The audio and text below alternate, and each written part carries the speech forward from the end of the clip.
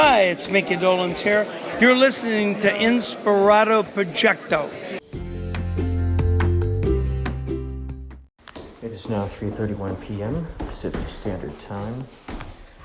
It is the 20th, 4 days away from my birthday. My birthday's in 4 days. I just want to bring up something funny. I'm going up to the store. By the way, you're listening to Inspirado Projecto. Thank you for choosing this podcast to listen to. And if you ever want to join in, you can call the hotline, 561-203-9179. Leave a message on the voicemail, and I will put it into the episode. You can also find, if you're listening to this on Anchor, you can leave a message for me on there. You can also email me at inspiradoprojecto@gmail.com, and I'll put your audio on the show. So, something interesting happened the other day. So, my sister is a vegan. I would say I'm mostly a vegan. I eat mostly vegan. Every once in a while I'll get eggs. And every once in a while I'll have a Chick-fil-A. Where do my morals stand, they wonder. Well, that's how it is right now. I've become more and more of a vegan living with her, and it's so delicious. I've come across so many delicious food items. So when I go grocery shopping, I make sure that I get those great patties, the chicken nuggies, the chicken patties, quote, beef, unquote, patties. So I also get stuff that I'm eating, like yogurt, vanilla yogurt. I try to get the biggest tub I can find. Pail. That's great. Tub of yogurt. Dun, dun, dun. Beware the tub of yogurt. So I try to get as big of a one as possible, and I try to find whatever has the most calories and the most protein. So I'm trying to put on weight here. So I like to make those smoothies with the whey gainer that I got, and then I put some yogurt in there. I put some peanut butter in there. I put a banana in there. So at night, sometimes I'll put oatmeal, depending on how high the proteins and the calories are. I'm not going to weigh you down with my diet regime. However, I have yogurt in the fridge, and that's something my sister cannot eat. And it's funny because I've probably done it a couple of times throughout my life. Like how you'll see people in sitcoms where they'll just drink their milk they'll just drink it right out of the gallon, out of the fridge. They don't go to get a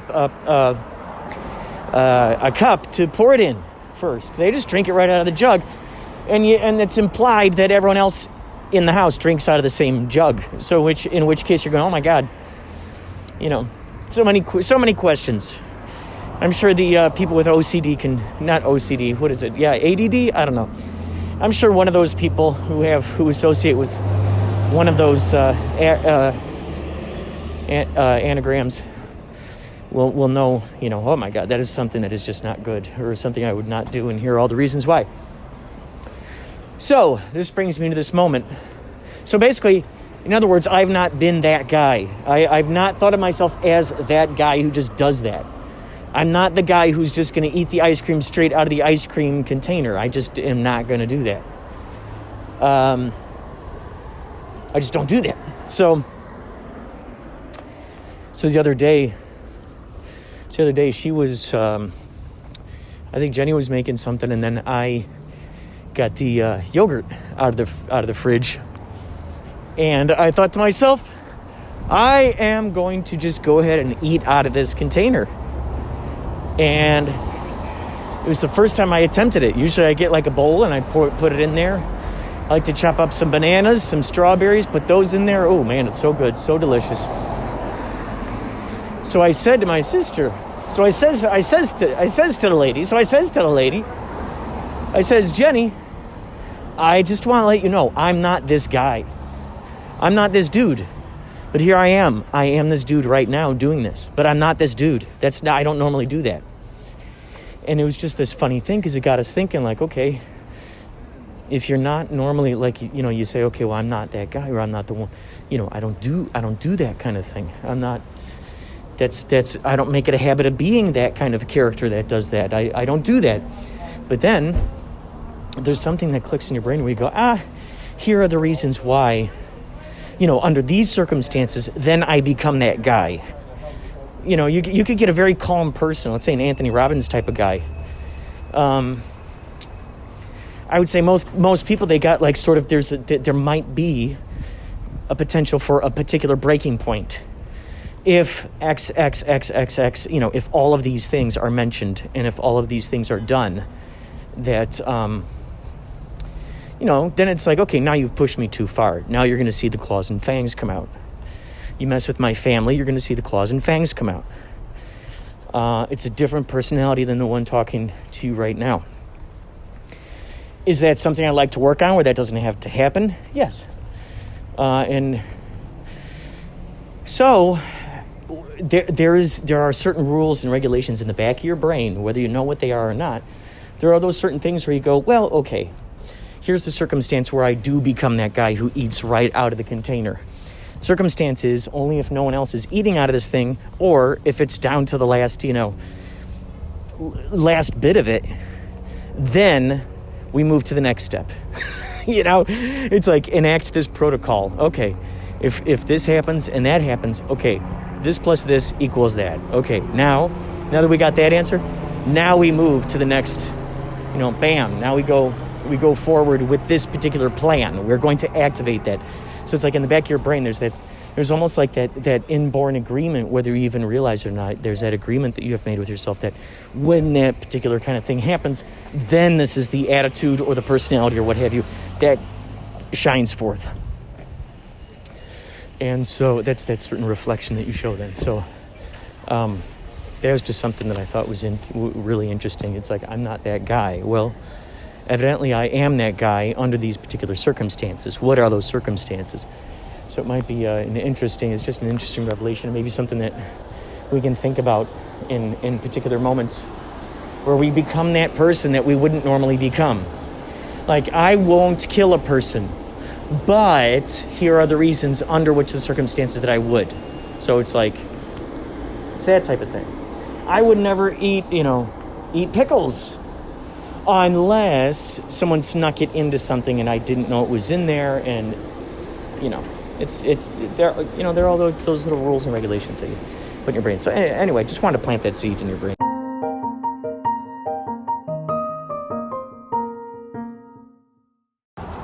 So I was just thinking of something. Every once in a while, I like to see what Ken Nordine is doing. One of my inspirations, an extraordinary soundscapist. I frequently like to say that Inspirado Projecto is basically Alan Watts plus National Lampoon plus Ken Nordine plus Dr. Demento. And then you got Inspirado Projecto. And so Ken Nordine, look him up. And every once in a while I look him up because I've wanted to collaborate with him. I want to collaborate him with in some fashion on Inspirado Projecto, whether I interview him, whether he sends me a poem and I play it on the podcast, et cetera, et cetera, et cetera.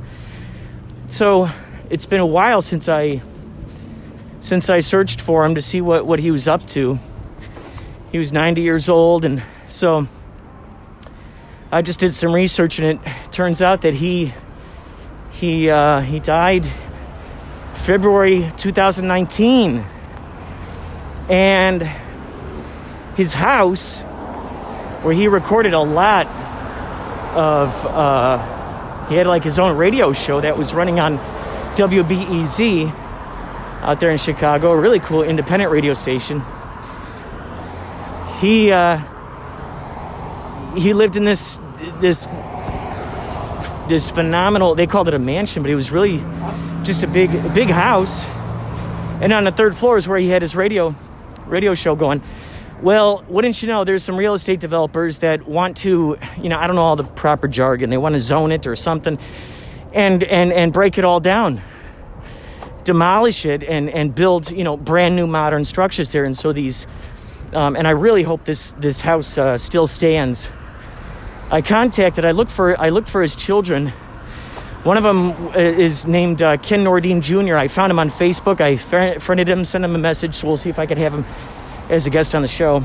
That would be one of my dreams. Ask him all about his dad. Maybe he could provide some content that's never been before released. Who knows? So I also want to find out if that house stayed, you know, or if they demolished it. Like, it's a historical artifact. It's like there's all this stuff going on around. Oh, don't tear down Julia Childs' house out in Pasadena. Yeah, it's a historical artifact. There's a lot of inspiration out of that place, you know, and it's like you can't help but wonder, who are these people that want to demolish a location? What are their first of all, what are their motivations? Do they live around here? Like, do they understand the cultural significance, or are they from another country where they're just like, okay, now I want to own that land, and now let's break down that building? It'd be like me going out to India and I just start smashing down, you know, these ancient artifacts in favor of building some big mall with parking garages. Be the same thing. I don't know what that cultural significance is. I don't know the kind of inspiration that's spilled out of there. All I know is that there's my particular interest in wanting that particular piece of land. I mean, forget about the fact that there's tons of land everywhere out there in the world. You know, anywhere that you can choose from. Why do they got to break down that building, you know? And so it's like, in these instances, you just can't help but wonder, like, why aren't there interviews being conducted with the person who has the bright idea of wanting to break down the building? Like, interview them, go straight to the source, go right straight to the source, not their representatives, not the people speaking on their behalf, not their PR firm, their management, no, them. Find out.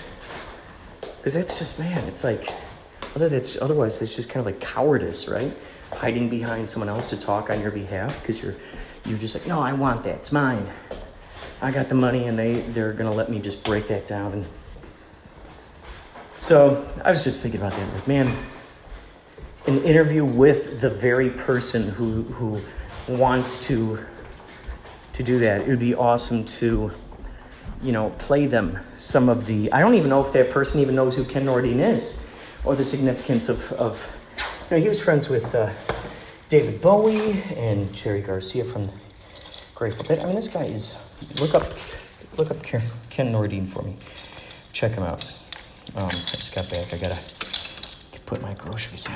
Thanks for going on this journey with me.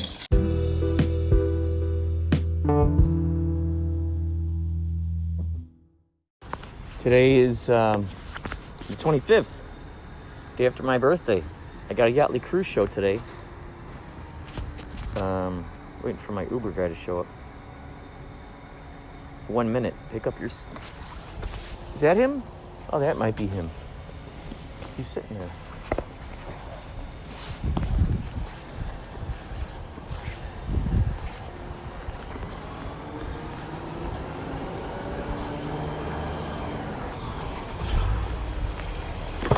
Hey there, I didn't even see you pull up. I was looking around, I'm like, where? And then I was like, oh, good, they're right over here.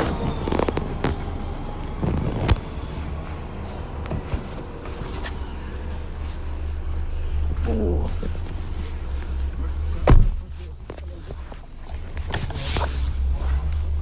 Thank you. This is great.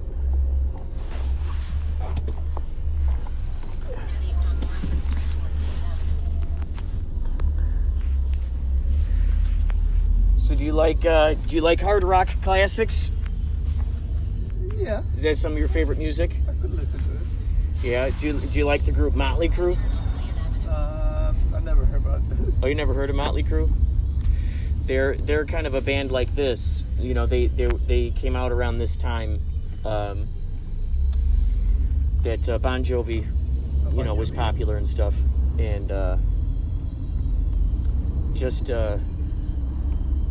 a very interesting band. And so there's a band that I'm in called Yachtley Crew, and it's, you know, it's a parody of that name, Motley Crue, but instead it's about yacht rock music. Have you heard of that genre? Yacht rock? Yacht rock? Yeah, have you ever heard it? No? Do you know it's soft rock, right? Oh, soft rock, yeah. So yacht rock is just a fancy term that's being given to soft rock, Oh, basically. okay. Hall & Oates and Christopher Cross and Michael McDonald, stuff like that. And Yacht rock, huh? How do you Yeah. spell that? How do you spell that? Yacht? Yacht. I'm gonna see if I have a card in here. If I do, I'll give you a card. But we're playing today in San Diego at the Del Mar Fairground, and Remember the band thing? yeah, the whole band will be there. And so now, what they're doing for these concerts is they're doing drive-ins. You know, like in the old, like how they used to have drive-ins for drive-in movies back in the day. Yeah, so like it's cool because now they got these stages out there with big screens up there, and oh yeah, here's a card. That's what we look like in our costumes.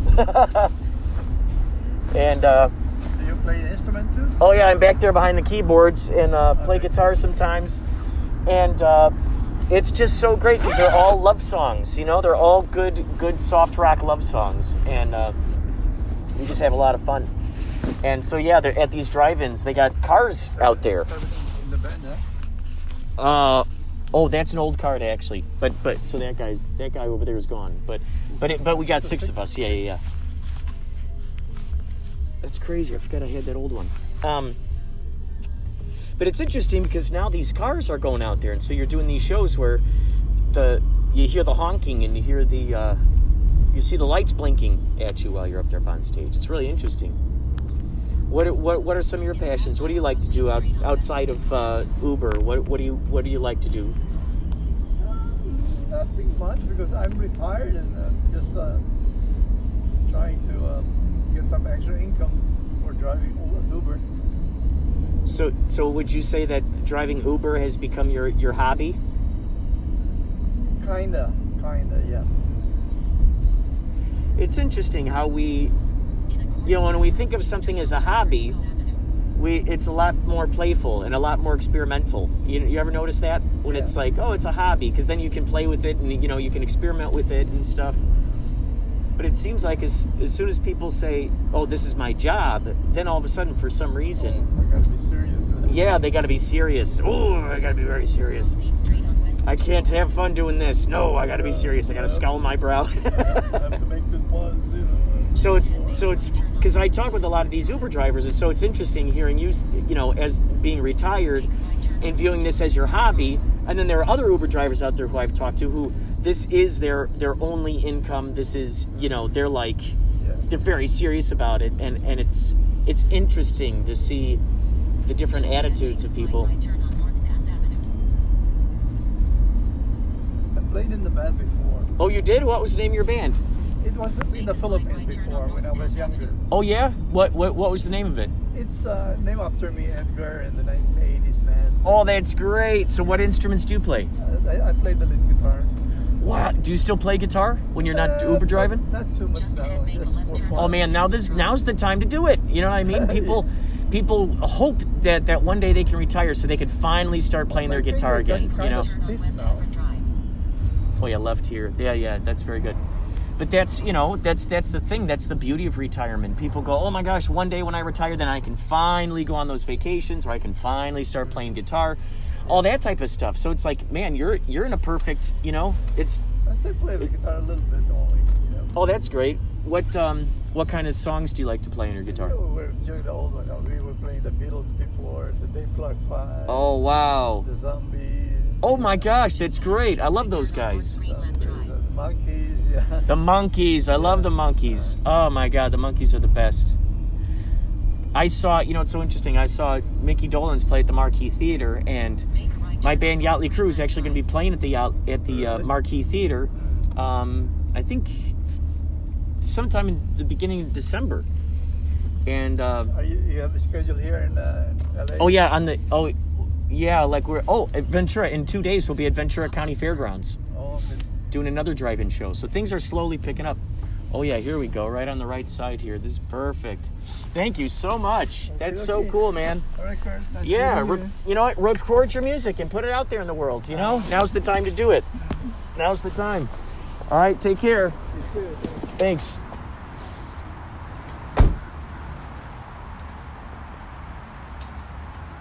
Wow, that was cool. That's great. You know, you never know who you're going to come across.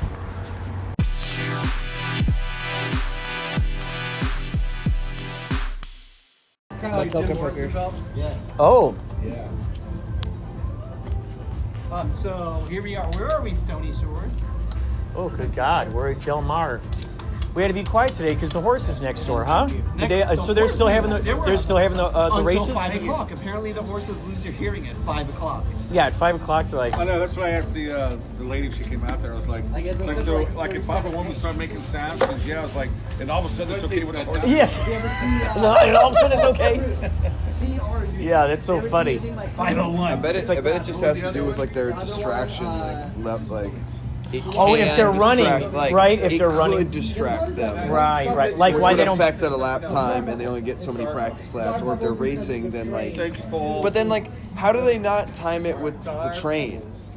You notice how the train Dude, that's doesn't honk here, Yeah. but Wow, usually it that's so honks at true. every Everybody's getting crossing, ready for the weekend. right? Thanksgiving. And there's That's a so crossing true. right down there. There has Nothing to. else to do but get fucking. I wonder, Dude, that is so true. How crazy is that like the railroad has to tie, like they can't have a crossing within range of the horses. Wow. Because every crossing they have to honk, and they don't honk when they pass. Which means there isn't a crossing either up there or there, but they're usually like every mile or two out here. That's so interesting. Oh, that's mine. That's so interesting. Thank you. See how you are? It just goes to show sometimes I try. I admire you. shit is so out of context. Like when you get to something large scale, I'm gonna make a railroad across the country or across Yeah. the state. Yeah. I have to account for all of 100 things. What a great in way of putting between it. Stops. Yeah, is there going to be a horse racing facility? That Is would there be going the to last thought on my schools? brain. Yeah, right. Right? You're not thinking about those kinds of intricate things because then what if then they built the horse racing place here after they already had those stops? Then would they be like, oh, sorry, you can't stop at those places anymore? Exactly. Oh, thank you. So So it's just such a interesting thing how progress comes along and goes, okay, well that former rule that you just had, we're just going to go ahead and wipe that out Yeah. because it suits these things that we're trying to do right now. 80s pop. You guys are on the So fringe. my dad did design. He worked for a design company. He did the interior of the monorail, the original at not Guitar Center. Sorry, that's what It'd be great if Guitar Center had a monorail. That would be great. You're just let me get around. We're going all the way up here to the basses. We're going way over there to the drums. So he did the monorail at Disneyland, the one my in God. California. He helped design and it?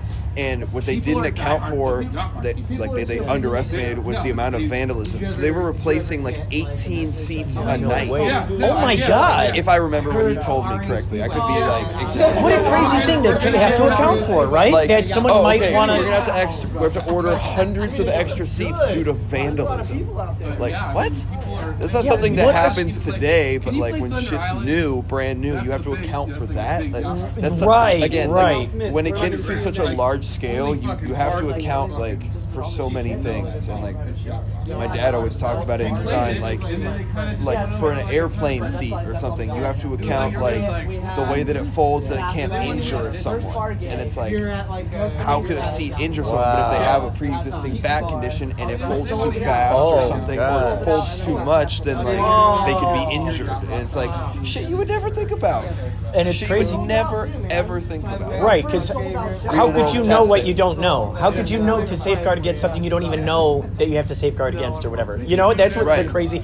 And then someone comes along and goes, oh, no, we're going to have to now make an alteration here. So then you wonder how many alterations did this thing go through, or how many marketing research groups did they have go through there to test this stuff out? Right. Here's another good example. Wow. So my dad knows is friends with another designer named Jeff Hans, and he took he was trying to explain to these German guys from Munich that they need cup holders in America. People eat in their cars, and that's something they didn't do. I don't know if they probably still don't do it in Germany. Oh. But so he took them to In-N-Out, and they're all excited, and then they're like, well, where do we put our stuff? And he's like, bingo, see, that's why we need cup holders. Oh my God, that's and hilarious. it's funny because I had a 94 stick BMW, and there was no cup holders. I have a 94 Volvo right now, no cup holders. Whoa. Because it's like... They just don't eat in their cars. They don't. You're driving. That's the focus. Dude, like, and that makes sense. Driving, that makes so much sense. You're not doing... So that's why, like, the Italians are really into espresso. You don't drink coffee while you drive. You just shoot the espresso shot, and you're good to go. I wonder if they have better drivers out in these places. I wonder if there are fewer car accidents in those places. Wouldn't that be interesting? Yeah, you'd have to. Because if if they're not eating and worrying about like, whoa, oh gosh, whoa, you know, and they're trying to take a sip of their big gulp or whatever. Or like how many accidents could be prevented in America if like we didn't have those habits? Yeah, right. It's like someone had to come up with some algorithm for that, but. Yeah, it's still an interesting thought how things come around. Like again, like it doesn't apply to you, but it's a factor in the conversation. It is crazy. Or in the conceptualizing the project or any of this. Well, it's interesting because that's a whole reality. The ones I thought I knew. That is a whole reality that is existing that we would never expect to exist. You know, that's the idea of a reality existing that has no cup holders. Those of us who grew up with cup holders and haven't, you know, it's like who would ever even think that even be something that would even exist? Right, like a time without them. Like hard it's hard to conceptualize. You know, it was so funny because it reminds me of like there's this article I was just reading the other day. This reminds me of something where I saw some meme or something about Star Wars where they're like, wait, so you're telling me that in the Star Wars universe you don't have technology to be able to see what kind of sex the baby is inside of a belly? Like you're telling me in a Star Wars universe you don't have ultrasound. Well, why should we expect them to have ultrasound? Right. Like, do you know what I mean? That's a universe that just like maybe they didn't consider that as an idea. Right. You And know? like at what level? Like, is it the flying cars that says you should have ultrasound? Like right. At what? What? We got lightsabers. Why don't you guys got lightsabers? Yeah. Like exactly. Like if our ship flies, but we don't have ultrasound, what are we? Like, right. Who's more advanced and what's, you know? Yeah. Like how do you define advanced right, in society? Right. Exactly. Yeah. Because like if I think there's like a scale. It's like 5 different levels of like the society like being advanced, right? Oh, interesting. And like humans are on like a 1. Like we don't even fucking get along with each other, let alone anything. But like if you study bees, I had a friend that was a beekeeper and eventually became like a movie maker and shit. But shout out to Coop. He makes. He was telling me all about the working for his uncle's bee farm, right? And he's telling me how like they're selfless and like ants have like a hierarchy and everything. Like they're a more advanced society than we are. They will die for the horde. Oh my god! But anyway, so if you were to rate it, like we're pretty unadvanced. Absolutely. I mean, for a whole colony of these creatures that can leave a scent that you just, and they're like, oh, it's way over here. Just follow my scent. Just follow the breadcrumbs. It'll take you there. You know. Right. And for them to be that advanced and go, you know, it can be miles away, and you're like, oh, okay, oh yeah, Charlie. Okay, Charlie left us these guys posts. Yeah. It's like it's nuts. So listen to this. You got to turn this off. Right? Okay. All right. Because this is like.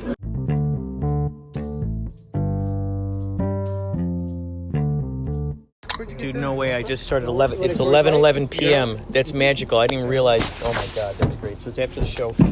We just got done with this. Baba Booey, how'd you feel about the show? It was fantastic, man. How many people do you think were here tonight? I'm gonna say there's probably about 500 cars. I mean, you know, and then you have no idea for the potential for You something figure like that. 5 cars, there's at least 2 people. That's 1,000. But most of them had 4 or 5 people in them. Oh man! So. And they were a lot louder tonight than I remember. I've never heard. This is the loudest they've ever been. Yeah, dude. Yeah. In Ventura, last time they weren't that loud. Or at Rubidoux, nope.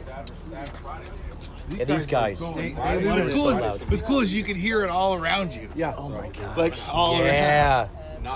It was so fun to play. You know, again, the theater in the round where you just play all the different I sides. feel and like stuff. Def Leppard, man. Every time Remember I turned Def Leppard around, did that? you were facing the other way. You were like all over that second keyboard, dude. I know. I was trying to even out. You know, that's the interesting thing. You find yourself like trying to balance the stage. You know, like okay, those guys are over there looking that way, so I'm gonna look this way.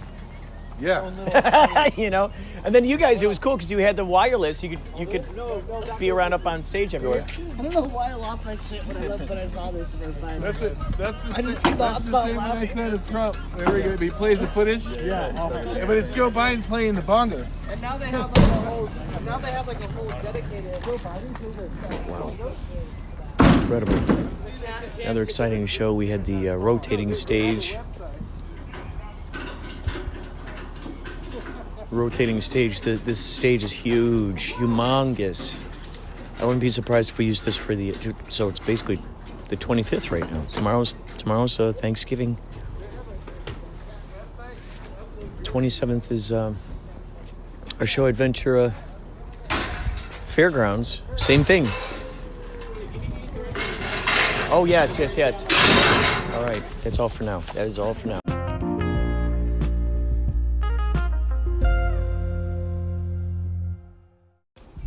Wowzers, okay, so it is now 12:51. I just woke up at 11 a.m. after last night's show. Today's the 26th. Today is officially Thanksgiving. You might call it Thanksgiving, or you might call it Thanksgiving. You might call it Best Buy, or you might call it Best Buy. You might call it surreal or surreal. You might say Clendenin, or you might say Clendenin. It's all in the pronunciation, isn't it? Pronunciation. It's all in the pronunciation. Pronunciation. Pronunciation. Oh my God, it was crazy. Last night it was 44 degrees out there up on stage. We're playing again tomorrow, this time in the Ventura Fairgrounds for the Concerts in Your Car series. They did the series last night. Man, they're not joking around, at least not at that San Diego one. They had 2 checkpoints, which they did not mention in the tickets. I think that'd be important, right? To put up there, like, we will have 2 checkpoints. So people absolutely do not try to sneak their liquor in. Man, it was making me. I was feeling bad for these people who were pulled over, and these cops coming around taking all their liquor out, putting them in this. There was just this huge barrel kind of thing on the side. Kind of reminded me of the TSA in a sense. But yeah, they wanted you to buy their concessions there after paying $150 for your car, for your ticket. They then wanted you to get concessions. They had outdoor things. I think they had a beer thing. They had a different food places, falafel, popcorn, and wow, man! But it was astounding to be out there with the guys again. We really didn't even feel it up there up on stage, but yeah, I think that last little giblet that you just heard there was from Rob came out, a.k.a. Sailor Hawkins. He came out to tell us some very interesting news, and if this thing pans out to be what it seems to be, then it'll be miraculous. All these opportunities that we're being able to play is miraculous, as far as I'm concerned. Gosh, Thanksgiving. It's so interesting. I just saw a TikTok, and there was this Native American saying, hey, did you guys ever think that maybe it just, what do you say? It's just exhaustive to... He's basically saying, hey, maybe I just want to spend... People are going, are you going to spend, are you going to celebrate this god-awful holiday? And he's like, do you ever think maybe we just want to enjoy our time with our friends and family? Basically like saying, why is there always this performance activism happening? It's fine. Everyone's got their thing. Everyone's got their thing that they're passionate about, that they love. But holy moly, what I learned last night is that screaming and yelling through megaphones gets very, very tiring. You run out of ammo. But something like last night, where you put your vibe into something that's so positive, so rewarding, so satisfying, where it operates on those high vibration levels, Do me a favor, look in your favorite search engine, look for the vibration level chart. Look those up. You'll see lots of different versions. But it shows you like sort of like the spectrum up there in the purples, that is enlightenment, that is joy, it's even higher than love, which is crazy. Enlightenment is a higher vibration than the feeling of love. So interesting. Love is still way up there. Believe me, it's like a notch, Enlightenment is just one notch above it. But those high vibrations, it's so satisfying. And so last night, it's a very different kind of exhaustion. It's like the difference between the exhaustion. It's like the difference you feel. Let's say say if we're going to use food analogies. For instance, I mean, we are talking about brain food after all. But let's talk about food as a food analogy. If you're hungry, are you going to eat a bag of potato chips to fill you up, or are you going to eat something that is like, ooh, that really hit the spot, that was satisfying? Oh, that I feel like my belly is big right now, just filled with just satisfying. And that's what it's like with Yachtley Cruise stuff, with Yachtley Cruise shows, with any high vibrating vibe that you got going on, and especially when you got an entire crowd of an audience who's all giving themselves, all choosing to operate in that high vibration, that beautiful high vibration brainwave. You're like, man, you're creating a whole new reality. Love, peace, appreciation, coming together, connectiveness. Instead of screaming and shouting about what's wrong, about what is different about everybody, let's sing and dance about what the commonalities are. Vastly different. And it's a beautiful feeling. It's funny, they're both sides of the same coin, as Alan Watts would say. One is, there's a togetherness. There is a want to have comrades, to be sort of be part of a club, so to speak. Togetherness, sharing a commonality with each other. And it's interesting. I was listening to this really cool audiobook. Philly was playing it. Philly Ocean was playing it in the car, and he's real active with political stuff. But it was beautiful to hear this. It was an audiobook about, it was from a woman who, she has her own political beliefs, her husband has her political beliefs, and they don't base their relationship off of political opinions.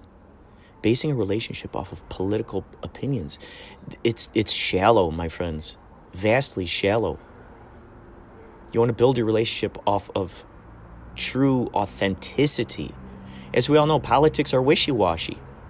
Same thing with, bands or anything that is outside of ourselves. What I would consider inside of ourselves is finding those elements of satisfaction, of enlightenment, of encouragement, of, this person is excited about their passions and talents. What can we do to turn up that volume? And if you got your tribe of people, your partner there who is doing that same thing for you as you are for them, that's beautiful. And it's finding a coexistence despite whatever your political belief is. Some people are Cubs fans, some people are White Sox fans. I'm sure there are lots of wonderful marriages out there that are fully active and fully immersed in joy and passion. And one of them is a White Sox fan, one of them is a Cubs fan. So what? If you built your relationship on that,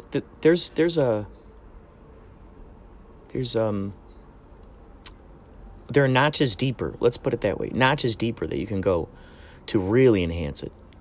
So it was really cool. It was cool listening to this audiobook. And this lady, she's a counselor for all kinds of people to help them out. She brought a really interesting story about this couple that she was trying to help out. And the husband was a Trump supporter and the wife was not. And And so the woman, the female would say, let's just, let's just agree to disagree type of thing. Let's not talk politics anymore. And he's like, okay. And he never did. But she was always the one bringing up the little jabs, always bringing up the little memes, always bringing up that stuff. And he just stayed silent about it. He would just stay silent about it instead of defending whatever his opinion was. He just kind of let her do it. And meanwhile, she's thinking that she's conditioning him into bringing him back over to the side, because I guess they were both on the same side politically before they were married. And then he went a different direction. And then she didn't like that. And then she started just, jabbing him. Have you ever been in relationships like that before, where they're just jabbing you? They're jabbing you about stuff that happened long ago, or stuff that's like, you don't really need to do that. Like, you're thinking you're being playful, but is it really playfulness? Is it really a joke? Is it really sarcasm? Or is it deeper, So she was always the one who was just, giving the jabs, and she was thinking, oh, maybe I'm bringing him back over to my side. And he just never would say anything. And they were going for counseling, and then the girlfriend would just, or the wife would just be like, okay, let's just not talk about it. Okay, but that's fine. But then she was always the one bringing it up. And so the husband was telling, this counselor, he's like, oh, I'm just quiet about it. I value our relationship over whatever our political beliefs are. And it was just a really cool thing to hear about the importance of finding the connections, finding what brings you together. And when you got good vibes, when you got good intentions, authenticity, genuinity, it's so funny. Genuine. Genius is a part of genuine. Genuine. Genius. Genuine. Genius. Stay genuine, you bring out the genius. Genuinity springs forth without affiliations to religions, sports teams, politics, etc., etc. All that stuff is just extra added layers onto what's going on. If you go out there with the Native Americans, you go out there into nature, and you spend time in nature, the trees don't care what your political affiliation is. They don't care what your sports teams are. They're showing you, look how simple life can actually truly be. You guys are really mucking it up. You guys are mucking it up with the protocols and the bureaucracy and the if this, then that. It's like, here's this, breathing. There's that. Inhale, exhale. Cooperation. Collaboration.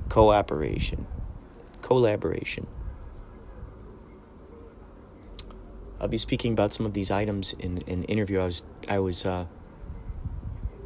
sent about 4 days ago. Sent an interview for a blog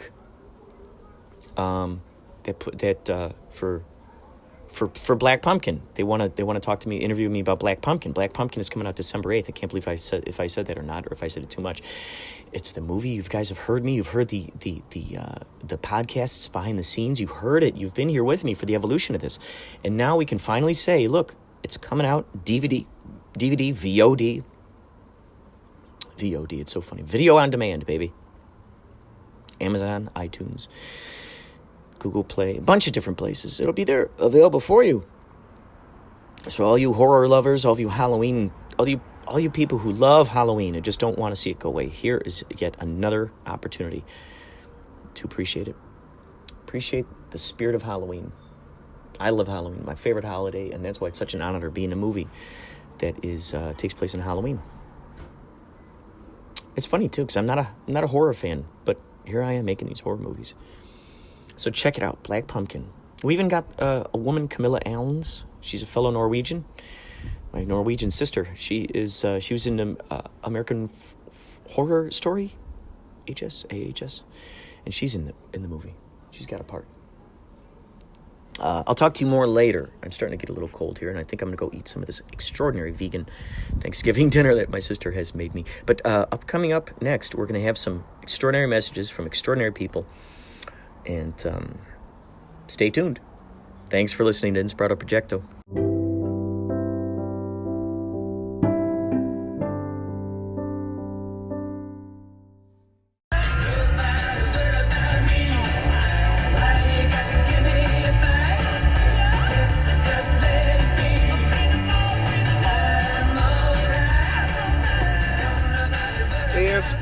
did you see that video of a UFO over New Jersey the other day on social media? I don't know. I mean, how do you know it's not a drone? Especially these days, right? People used to joke that maybe it was like a flying saucer somebody threw in the air, right? But now we got drones, predator drones. Like Obama said, I got 2 words for you, predator drones. You'll never see them coming.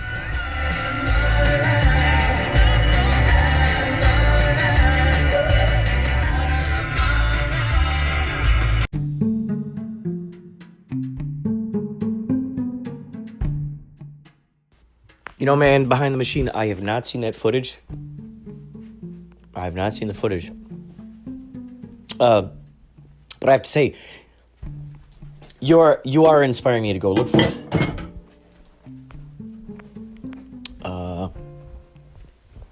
Let's see. New Jersey UFO, is that what it is?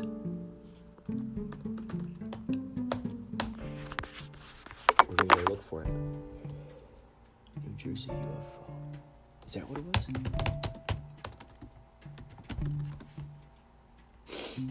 Let's go check it out. You left this message quite a while ago. You know, you've given me so many.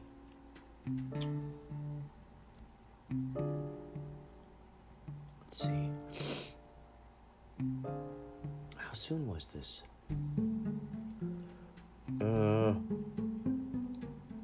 Wait, 1 year ago? No. You didn't.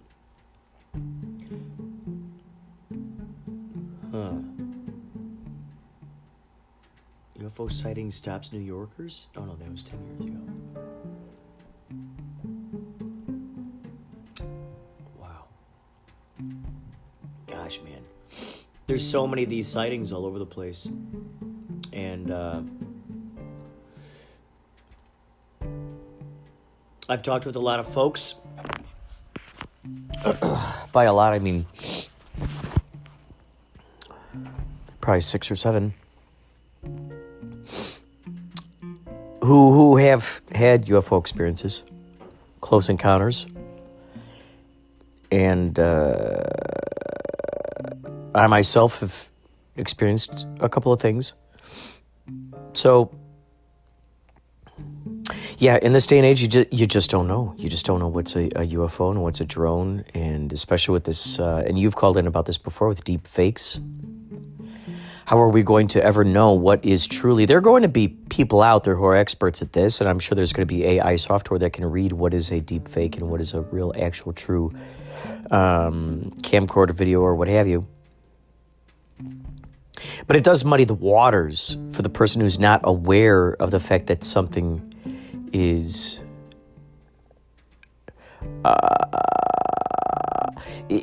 it's not being presented to them authentically. It is being presented to them with other motives in mind.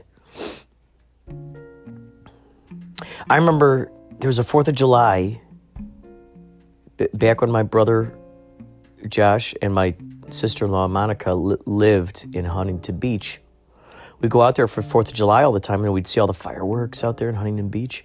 And I remember this one year we saw this little red light floating around up there. And I was like, dude, that's got to be a UFO. That's got to be a UFO. It's funny that you brought this up, this memory that I just now remembered. And I remember looking up there and going, man, is that a UFO? And just hoping for it. Man, is that a UFO? And I remember even looking online, Huntington Beach, 4th of July, UFO, and there were other people who had caught the footage of that thing. Now you're starting to make me think, okay, it could have been a drone. It could have been a drone. Because those drones, they got lights on them for you to kind of keep track of them. So we don't know. We don't know. What piece of technology authentically has extraterrestrials residing inside of it, and what piece is just a robotic thing that's possibly created by the government? Or, I mean, we've been hearing about those birds bugs that are just basically, drones the size of birds and bugs now. There's a whole TikTok thing where there's this, and it's a put on. I mean, if you've done any amount of hoaxes in the media, you've or portrayed alter egos out there in the world, there you could start to see or followed Andy Kaufman, his performance art. If you follow those and really hone in on looking at the media through that lens, you could start feeling the intuition. You could start picking out what is the vibe of what is authentic. For instance, if people see, I would say, well, first of all, I'd like to know how many psychics, how many empaths, how many clairvoyants do we have per square footage? Is it one in every 10 people? Is it one in every 20? So I would think that these psychics and these people who are well-versed in, let's say, reality transurfing or astral projection, any of that jazz, would be able to tune in and tell whether that thing that's flying around has a consciousness aboard it. Those are the first people I'd be talking to about this. I'd be going, what is your intuition? I'd say for the everyday person who doesn't feel that they have those kinds of skills, or maybe they feel that, maybe there is, but it's just not been verified or whatever. I haven't really talked to anyone about it, but you got those skills where you can feel a vibe.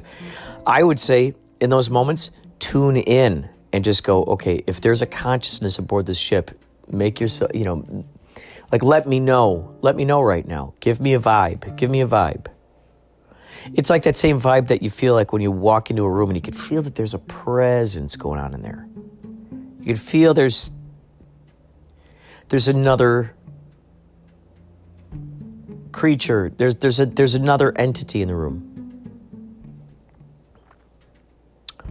But I haven't heard about that, and now I got to research it. But thank you so much for letting me know about it. This is so cool.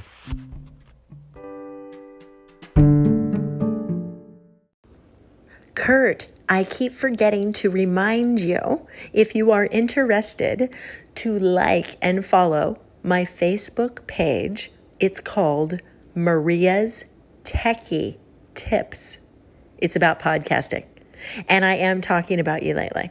So I would love the ability to tag you, not to get onto your page, but to have it so that you know that I was talking about you, because some of this stuff is relevant to what we're working on. And anybody out there listening, by the way, if you are interested in podcasting, make sure that you check out the YouTube interview that Kurt and I had. It's on YouTube. Strong Body, Strong Soul is the name of the YouTube channel, but we fed that interview live onto Facebook too, onto that Techie Tips page. If you want to go check it out, it's there too. It's a live stream, so it's there forever until I decide to take it down, of course. Maria, thank you so much for letting me know about that. Ladies and gentlemen, for those of you who are here listening right now, that is a message from In My Voice Messages from September 24th. So as those of you who have been listening to this episode, you understand that this is a sort of a time travel time travel show. There's segments in here that come from a long ago. Segments that are, you just never know. You might hear a podcast tomorrow. That was from, I've got a lot of wonderful information saved up, to be honest with you folks. And Maria and I had this really great talk. We streamed it live on Facebook. We did it once before. Just so much good, uplifting, enlightening information. You know, when you choose to become the media, when you choose to put your story out there, which is basically, as I've often said, it's a beacon to finding those who relate to that, those who find pleasure in talking about such subjects, those who talk shop about those kinds of things and have blogs and websites and forums and Discord channels, Facebook groups, pages, etc., and so forth. Forsooth. Those kinds of folks, they you become a beacon. So that's all there is to it. Just shining more of what you are, of what you got. And when you find yourself surrounding yourself with intellectuals such as Maria Humphreys, getting yourself digging into the questions, the ponderings, the psychological mentality that really it's a level that you deserve to be able to dip into. Deserve.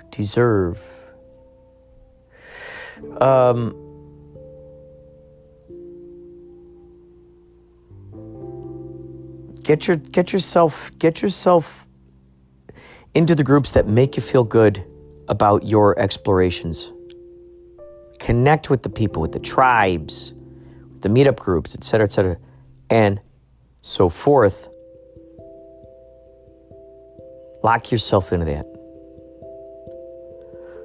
And Maria is one of these people. She's out there putting the good vibes out there to the populace. And then we have extraordinary brainstorm sessions that just so happen to be recorded and archived for the future generations to see. And it's not, this isn't me. This is a beacon to those who also find getting great kicks and getting out of the way of themselves and giving service to the artistic endeavors, plugging into the all that is and letting it flow through you. There is such I get so giddy, I get so excited and enlightened when I see people like that who are interested in that kind of thing and then having conversations about it and then are offering the populace to look in on that and or participate in some fashion. I just get such a kick out of it. So I know that there are those others who get a kick out of that as well. I am just an aspect. I'm a reflection of all the others out there who feel the same. So is Maria. So when you Venn diagram these people who are representations of all these different aspects, we're now, it's like, okay, so Alan Watts talks about Indra's web. And it's this philosophy that every single one of us is a droplet of morning dew in a spider web that is reflecting off of every other reflections, the reflection of every other reflection, which is just another reflection of all the other reflections. And that's what you and I, that's what she and him, that's what it and they are. They're coming from some source, some sort of source that is beyond whatever social constructs are, whatever the politics are, whatever any of the clubs that are out there. Any of the clubs that are out there. They can all coexist. The joy is finding the Venn diagrams. That's all. That's it. And then you start finding the fun in connecting those Venn diagrams, the fun that comes with that. You start neglecting all of those other things that you might have found yourself so active for, all those other groups, all those other societies, all those other things. You find yourself becoming the media, becoming the society, creating the club. And it's based on this. It's based on those who are doing the best they can with becoming the best version of themselves, those who aspire to create a wholesome atmosphere. Oh, what's wrong with the rest of us who don't want to? If you've ever experienced wholesome situations where there's no need to compete, snuff out, make fun of, embarrass, all those things are just gone. And it just lies and just turning up the volume, getting the orchestra going. How many orchestras have you seen that operate well on, let's say if you had a bunch of egotists. I'd love to see an orchestra with a bunch of egotists playing versus an orchestra that is a bunch of people who are there for the ensemble, servicing the sounds of everyone else around them, and just really adding to it and feeling safe in being in their element. Oh, there's great joy in that. Should that be something that others are jealous of or have to destroy or go, oh, well, you're, that's something to be made fun of, or no. This is something to be aspired to. If you admire it for that good vibe, the good vibe, you know the different kind of vibes here, folks. I'm talking about the good vibe, the satisfying vibe. Oof, dig into it, get into that groove. Find friends like Maria Humphreys. Find friends like Man Behind the Machine, people that get you curious about the mechanics behind the layers of what's going on. Oh, by the way, Yachtley Cruz playing tomorrow. That's another one. Great tribe, great vibe. Yachtley Cruz playing tomorrow. Love songs. We had KUSI, our friends over there at San Diego. Good morning. What is that? Anchorman? Good morning, San Diego. Or what is it? Good morning, San Diego? Good day, San Diego? I forgot what it is called. But that's a real thing. That's an actual thing. And those people, anytime there's some San Diego news, these people are constantly promoting it, putting it out there. It's so good. It's so exciting. I just love it. So exciting. So that's the thing. That's what you want to get to. That's the vibe that I would encourage you to seek more of. When you're on TikTok next time, heart, like, and or comment on anything that really makes you feel good. And then I'll tell you, you'll see more of that in your algorithm. And as you feel good, now your attitude towards every other people is changed. Maria Humphreys, check out her podcast, Strong Body, Strong Soul. And her Techie Talk. Go on there on Facebook. Thank you, folks. I'm going to see if we got any other voice messages here in the voice thing. All right, hang on.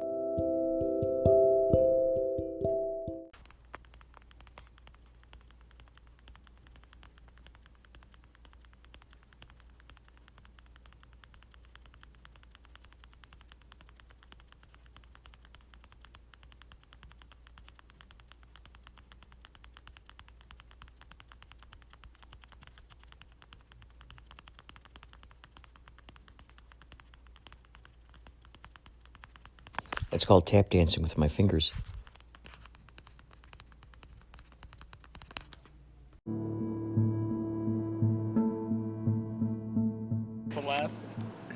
Hey Kurt, this is Richard Wilson from Mad Shelley Films, and we have a message for you. This is Mad Shelley Films, and you're listening to Inspirado Projecto Radio.